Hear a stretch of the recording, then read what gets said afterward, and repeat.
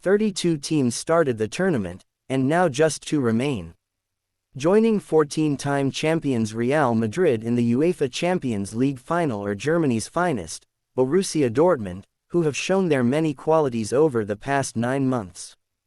Bundesliga.com takes a look back at their run, as well as what awaits them on the 1st of June at Wembley. The summer of 2023 allowed Dortmund to contemplate the heartbreaking climax to the previous campaign, when they were minutes away from a first Bundesliga title in 11 years before Jamal Musiala struck for Bayern Munich at Cologne to snatch the Meisterschale away. Die Schwarzgelben would have secured top spot themselves had they beaten Mainz at home, but they struggled to deal with the occasion and could only draw 2-2, needing to come back from a 2-goal deficit to do so.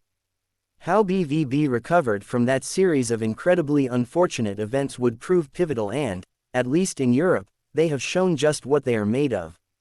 Last August, Dortmund were handed the Group of Death, where they faced League One champions and 2020 finalists Paris Saint-Germain, English Premier League outfit Newcastle United and European powerhouses AC Milan.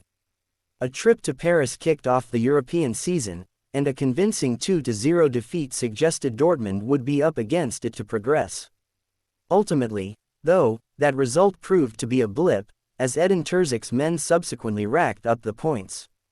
Their next fixture was a goalless draw at Signal Iduna Park against Milan, before back-to-back wins against Newcastle, both 2-0, followed.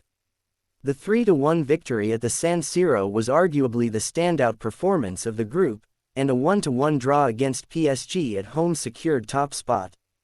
Across the 6 matches, different members of Dortmund's squad stepped up at key moments. Gregor Kobel was immense against Newcastle, home and away, as was Niklas Füllkrug, while Mats Hummels' man of the match display was largely behind his side's success in Italy. Julian Brandt, Marco Reus, Daniel Malin and Jamie Bino Giddens also popped up with crucial goals. This really was a group effort. As a reward, BVB were given a round of 16 meeting with Eredivisie leaders PSV Eindhoven who, at that point, were unbeaten in the Dutch top flight. After a 1-1 draw in Eindhoven, goals from Jadon Sancho, returning on loan from Manchester United to give Dortmund extra attacking impetus, and Reus set the team on a collision course with seasoned veterans Atletico Madrid. Another round, another level up in the quality of opposition. Diego Simeone is a wily old fox who knows how to frustrate and grind down opponents, and Atleti threatened to do as much in the quarterfinal first leg in Madrid. The hosts were 2-0 ahead and seemingly on their way to the semis before Sebastian Haller gave Dortmund a lifeline late on. That strike was ultimately crucial.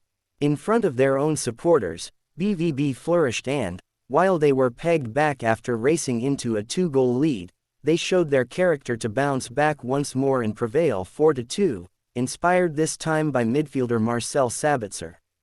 With PSG next on the horizon, Dortmund knew they were 2 games away from Wembley, the scene of their 2013 final defeat to Bayern.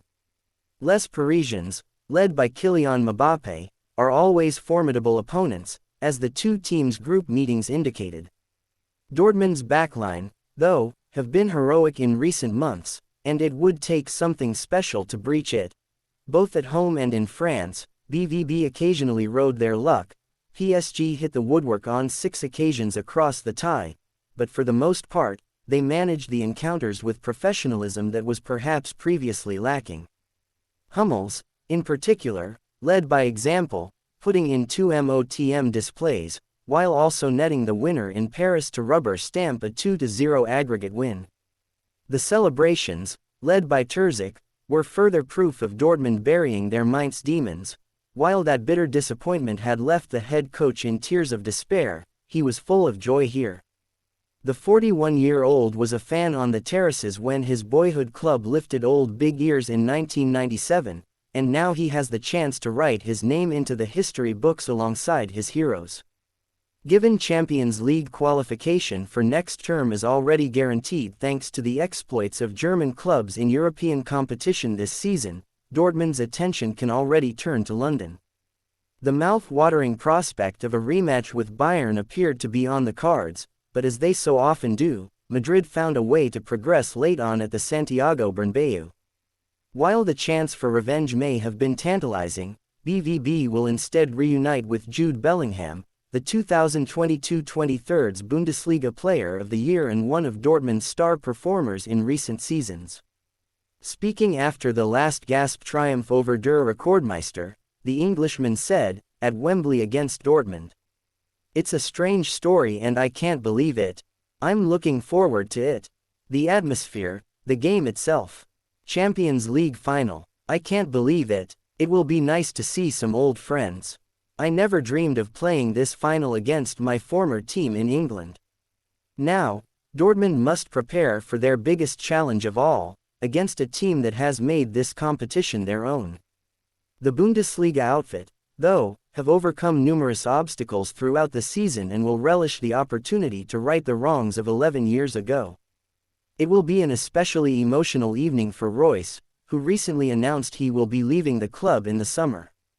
The final could well be his 429th, fourth on the all-time list behind Michael Zorc, Hummels and Roman Weidenfeller, and most career-defining appearance.